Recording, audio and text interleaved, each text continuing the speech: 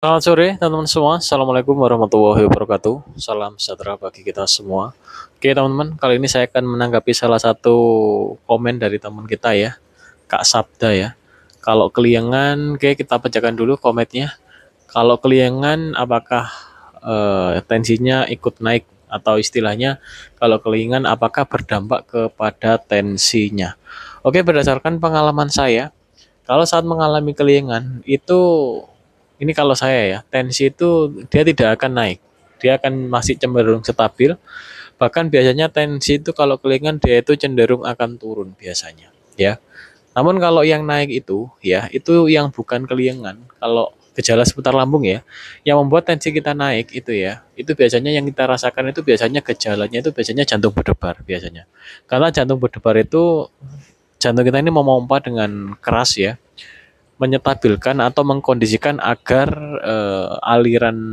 agar tubuh kita memperoleh aliran darah ya, sehingga dia memompanya lebih keras ya, sehingga tensi kita biasanya naik gitu ya. Namun kalau keliengan itu selama pengalaman saya keliengan, saya tensi, keliengan, saya tensi, itu cenderung normal ya, cenderung normal gitu ya. Pernah saya keliengan berat itu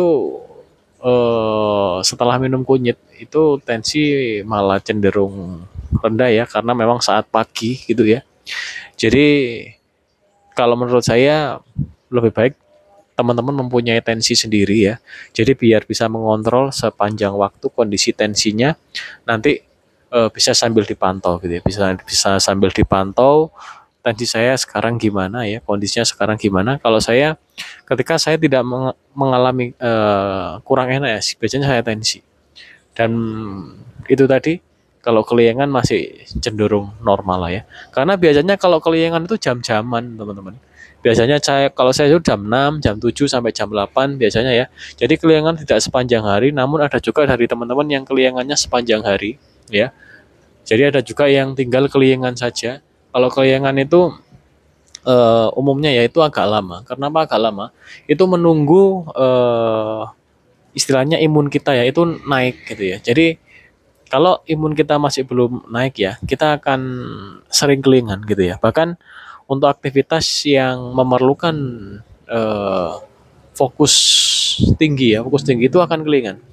Karena saya sudah mengalami itu lama ya, sehingga saya hafal betul kelingan itu terjadinya itu biasanya itu seperti apa gitu ya.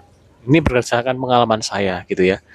Kemudian kalau ada pertanyaan, apakah keliangannya bisa pulih Kak? Jawabannya bisa. Namun berproses ya, yang sabar. Saya udah pulih di 9 bulan, pola makan bebas 4 bulan, akhirnya keliangan lagi, keliangan lemes, lemes kronis ya, kelelahan kronis, kemudian disertai dengan anxiety, jantung berdebar, itu pulih di 1 bulanan ini, ya ini udah boleh membaik, sudah sangat membaik, namun masih ada kecemasan sedikit ya, dan keliangan sudah tidak saya terasakan ya. Keliangan itu ketika ini biasanya kita terlalu banyak makan biasanya. Itu kalau menurut saya. Jadi karena banyak makan, jadi tubuh kita ini ketika kita buat untuk puasa teman-teman. Jadi saya bikin video ini saya puasa ya. Itu penyerapan nutrisi malah semakin maksimal. Kemudian keliengan ini saat saya puasa malah tidak saya rasakan. Dan jantung berdebar juga tidak saya rasakan. Jadi cenderung stabil untuk apa ya, kinerja di dalam tubuh kita. Memang puasa itu sebenarnya di situ ada regenerasi sel. Jadi bukan berarti kita puasa kemudian kita bebas beraktivitas, tidak. Saya tetap menghimbau kepada teman-teman kalau sedang melaksanakan puasa tetap energinya dibatasi, tetap laksanakan aktivitas, jangan terlalu banyak aktivitas, laksanakan aktivitas sewajarnya saja. Karena apa teman-teman? Di situ kalau kita terlalu los ya, nanti khawatirnya dehidrasi atau kekurangan cairan. Biasanya kekurangan cairan itu terjadinya bisa jadi saat sore atau besoknya atau malamnya. Cirinya apa biasanya? Pusing yang pertama, bisa juga selain pusing punggung sakit biasanya. Kemudian apalagi ya? Punggung, pinggang juga bisa. Jadi harus distabilkan, dibanyaki cairan ya. Membaiknya biasanya di 2 sampai 3 hari gitu kalau menurut saya. Jadi usahakan saat sahur ya, harus ini air minumnya cukup gitu ya. Gitu Kak ya. Menurut saya seperti itu untuk keliengannya, kita membahas seputar keliengan. Jadi yang mengalami keliengan sabar ya, karena pemulihan itu tidak instan ya. Intinya apa? Jaga pola makan, probiotik masuk, vitamin masuk. Kalau saya vitamin, saya menggunakan produk perlebahan seperti madu, propolis gitu teman-teman ya.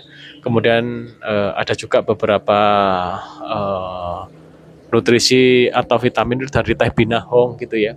Teman-teman silakan mau menggunakan vitamin apa aja. Kalau rekomendasi yang saya pakai itu, kalau probiotik saya menggunakan cuka apel, proemban, dan tape singkong. Gitu ya, probiotik itu penting, pola makan benar-benar dijaga. Biar kita bisa sembuh total. Oke teman-teman, terima kasih sudah menyimak video ini sampai habis dan mohon maaf ya bila ada salah kata. Kita jumpa lagi di video berikutnya ya. Sekian dari saya. Wassalamualaikum warahmatullahi wabarakatuh. Salam sejahtera bagi kita semua.